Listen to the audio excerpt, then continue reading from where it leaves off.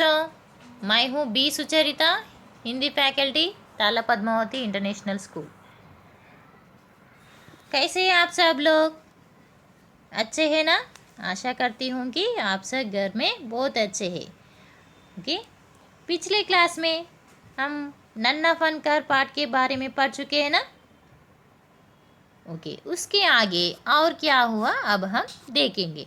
केशव के बारे में पढ़ चुके हैं ना। 10 साल का लड़का केशव किस तरह का छेनी और हथौड़ी से काम कर रहा है, वह अपने काम में किस तरह जुट गए हैं। ओके, कितनी अच्छी नक्काशियाँ, घंटियों का नक्काशियाँ बना रहे हैं। ओके, ये सब हम देख चुके हैं ना। उसके पुश्तैनियों के गांव वह कभी भी नहीं गए हैं। ओके, वह कहाँ पैदा हुआ है? आगरे में। आगरे की गलियों के बारे में वह जानता है। यहाँ तक हम पढ़ चुके हैं ना। और उसके आगे क्या हुआ है कहानी में, अब हम देखेंगे। आइए पाठ में। चारों ओर हो रही छेनी हथौड़ी की टक टक कड़कड़ के बीच केशव को किसी के कदमों की आहट भी ना सुनाई पड़ी। चारों ओर छेनी और हथौड़ी की टक टक कड़कड़ के बीच केशव को किसी के कदमों की आहट भी नहीं सुनाई पड़ी, क्योंकि उनके साथ और कुछ फनकार भी है ना, और कुछ कलाकार भी है ना। उन सारे लोगों के हथौड़ी के आवाज़ों के बीच में एक आदमी की कदमों की आहट भी सुनाई नहीं पड़ती है। इसीलिए अचानक कानों में एक आवाज़ पड़ने पर वह चौंक गया। माशाअल्लाह, ये घंटियाँ कितनी सुंदर है, तुमने खुद बनाई है। ये शब्द, ये वाक्य एक आदमी ने, अनजान आदमी ने कहता है। तब उस आदमी का आवाज़ सुनते ही केशव चौंक हो जाता है। चौंक हो के पीछे मुड़ के इस आदमी को देखता है। तब उसने पीछे मुड़कर देख के तो एक आदमी दिखाई देता ना।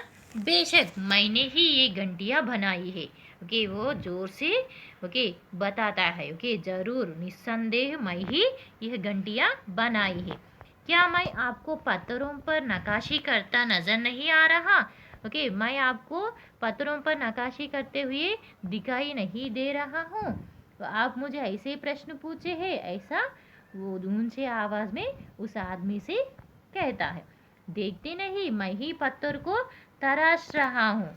ओके, मैं ही पॉलिश कर रहा हूँ पत्थरों को, आपको दिखाई नहीं दे रहा है? ओके, केशव ने बड़ी तल्खी से जवाब दिया। केशव ने उस अनजान आदमी को ऐसा जवाब दिया। कैसा जवाब दिया? तल्खी से जवाब दिया, यानी अभद्रता भाव से जवाब देता है, यानी वह बिना डर से जवाब देता है। दिखता तो है, पर तुम इतने छोटे लगते हो ना। मुझे दिख रहा है, तुम खुद काम करते हुए मैं देख चुका हूँ, मगर तुम बहुत ही छोटे दिख रहा है ना। वह आदमी हंसते हुए बोला। वह आदमी ये सारे बात हंसते हुए केशव से कहता है। मैं 10 साल का हूँ। Okay, I am 10 years old, like that he said. Who said? कौन बोला ऐसे? केशव। 10? अच्छा। वह आदमी पास पड़े पत्थर पर बैठते हुए बोला। केशव के नज़दीक एक पत्थर पड़ा है, उस पत्थर के ऊपर बैठते हुए और कुछ बोलता है। तब तो काफ़ी बड़े हो। ओके, तो 10 साल का है तो तुम बहुत बड़े हो, तुम नहीं, छोटे नहीं हो। मैंने भी 13 साल की उम्र में एक लड़ाई में हिस्सा लिया था।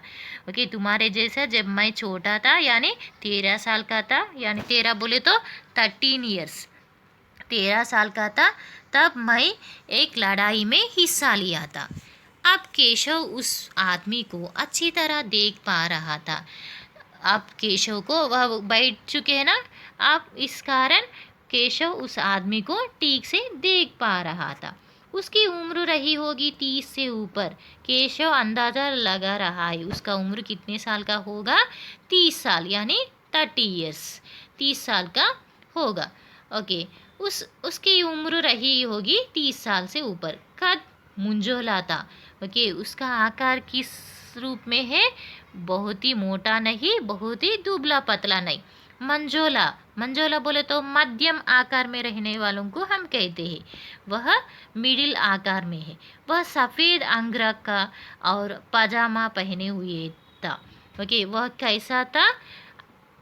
घुटनों तक पहना हुआ अंगरखा यानी घुटनों तक पहना हुआ शर्ट और पायजामा पहन के उसके लंबे बाल गहरे लाल रंग की पगड़ी में अच्छी तरह से ढके हुए थे।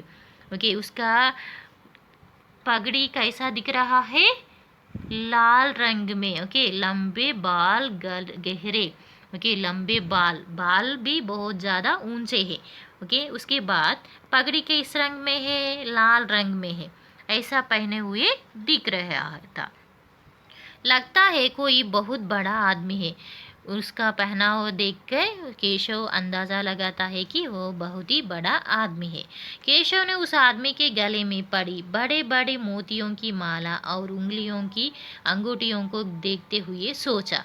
केशव ने अपने गले में, ओके, केशव उस अनजान आदमी के गले में बड़े बड़े मोतियों से बना हुआ माला को देख चुका है और उसके बाद उसके उंगलियों में अंगूठियों को भी देख चुका है। तीखी नाक, उस आदमी का नाक किस तरह है? तीखी। तीखी बोले तो क्या है? शार्प। ओके, तीखी बोले तो क्या है? शार्प। बड़ी बड़ी आंखें, उसकी आंखें कितने हैं? उसकी आंखें कैसे है? बड़ी बड़ी है, आकार में बड़े है। होंठों को ढकते हुए नीचे की तरफ आती घनी मूंछें। होंठों में मूंछें आते हैं ना आदमियों के, यानी 18 साल के से कुछ लड़कों को मूंछें आते हैं। मूंछें बोलो तो मालूम है ना, मुस्टैच। ओके, उस आदमी को किस तरह है? मूंछें बहुत ही लंबे है। केशव उस आदमी के व्यक्तित्व का मुआयना कर ही रहा था।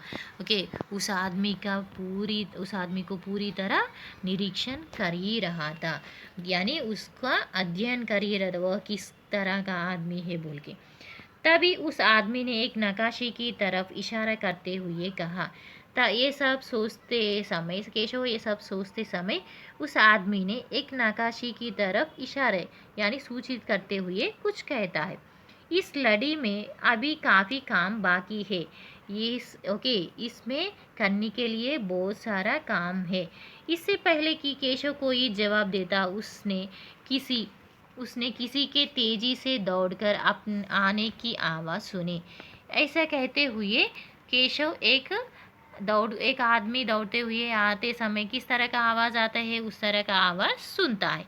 यह और कोई नहीं, महल का पहरेदार था। वह आदमी और कोई नहीं था। कौन था वो? पहरेदार यानी चौकीदार था, यानी वॉचमैन। हुजूर माफ़ करे। ओके, अनजान आदमी से वह चौकीदार कह रहा है, हुजूर माफ़ कीजिए। ओके, क्षमा कीजिए, मुझे आपके आने का पता ही नहीं चला। आप कब आए मैं नहीं देख चुका हूँ, मुझे आपका पता ही नहीं चला। आप हफ्ते हुए, उसने कहा। हफ्ते बोले तो क्या है? जब कोई भाग कर आके कुछ बातें करे तो उनके बात हमें किस तरह सुनाई देता है? उनके बातों में तेजी से सांस लेता हुआ सुनाई देता है ना। उसी तरह उस आदमी ने दौड़ के आके तेजी से सांसें लेते हुए अपने जहांपना से कहता है। फिर वह मुड़कर भौचक से खड़े केशव को घूरते हुए बोला। केशव उस आदमी को कुछ कहते हुए देखा है ना। केशव ऐसे कहते हुए पहरेदार उसको गुस्से से देखकर बोलता है, बेवकूफ़, खड़ा हो के। उस केशव को पहरेदार डांटते हुए कहता है, हुजूरे आला के सामने बैठने की जुर्रत कैसे की तूने? झुककर सलाम कर इन्हें। ओके, हमारे जहापना के सामने तुम बैठने की हिम्मत कैसे कर चुके हो? इतना दुस्साहस तुम्हें कहाँ से आया है? ऐसा डांट कर उन्हें सलाम करने के लिए कहता है। चौकीदार कहने पर केशव क्या सोचता है देखिए। अब केशव का माथा टनका। केशव को कुछ भी समझ में नहीं आ रहा है। ओके, क्योंकि उसको समझ में कुछ भी नहीं आ रहा है। वो उस आदमी को वह कभी भी नहीं देखा है ना। ये वह पहरेदार है, ऐसा मुझे क्यों कह रहा है बोल के सोच रहा है। माथा टनका बोले तो क्या है? माथा बोले तो सबको मालूम है ना, फोरहेड। ओके, यानी उसको शंका हो रहा है, ये कौन हो सकता है बोल के। बदहवासी में चैनी हाथ से छूटकर नीचे गिरी। बदहवासी बोले तो क्या है? अनजाने में ओके बिना समझे वह अपने हाथ से छेनी को नीचे गिराता है। वह जल्दी से उठकर खड़ा हो गया। ओके जल्दी से वह तुरंत खड़े हो जाते हैं। अरे कहीं ये बादशाह अकबर तो नहीं।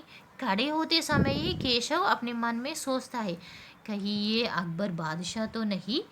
यह ख्याल आते ही उसने झुककर सलाम किया और खरगोश की सी कतार नज़रों से अकबर को देखने लगा। वह किस नज़रों से अकबर को देखने लगा? बहुत डरा हुआ नज़रों से अकबर को देखने लगा। खरगोश के जैसा। खरगोश कैसा दिखाई देता है? दूसरों को देखे तो डरता डरता हुआ दिखाई देता है। उसी तरह हमारे यहाँ केशव भी उस आदमी को डरते हुए, यानी कातर बोले तो क्या है? कातर बोले तो अफ्रेड। ओके डर से उस आदमी को देखने लगा। अकबर को पहरेदार की यह दखलंदाजी भली ना लगी। ओके पहरेदार केशव और अकबर के बीच में आकर ऐसे बोलने लगे तो अकबर को अच्छा नहीं लगा।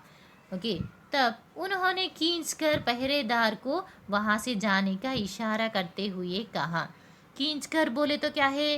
ओके एंग्री से, गुस्से से, क्रोध से उस पहरेदार को वहाँ से जाने के लिए इशारा देता है, यानी कहता है। ठीक है सिपाही, कुछ देर के लिए हमें अकेला छोड़ दो। ओके सिपाही, तुम हम दोनों को कुछ समय के लिए यहाँ अकेला छोड़कर यहाँ से चले जाओ बोल के कहता है। पहरेदार तो चला गया, मगर केशव असमंजस में था कि उसे क्या करना चाहिए। केशव तो दुविधा में पड़ गई, क्योंकि वह बादशाह अकबर है। बादशाह अकबर के सामने क्या करूं, ऐसा वह अपने दिमाग में सोचता रह गए। वापस अपना नक्काशी का काम शुरू करे या बादशाह के हुक्म के इंतज़ार में खड़ा रहे। बादशाह के सामने मैं खड़ा हो जाऊं या फिर नक्काशी का काम शुरू करूं, ऐसा अपने दिल में सोचते रह गई। दिल तो उसकी अभी भी धक धक कर रहा था। ओके डर से उसका दिल जोर से धक धक की आवाज़ सुनाई दे रहा है। हाँ पर अब वह डरा हुआ नहीं था, मगर अब वो डरा हुआ नहीं दिखाई दे रहा है, क्योंकि अकबर प्यार से उसे देखते हुए मुस्कुरा रहे थे। अकबर उस केशव को कैसा दिखाई दिया?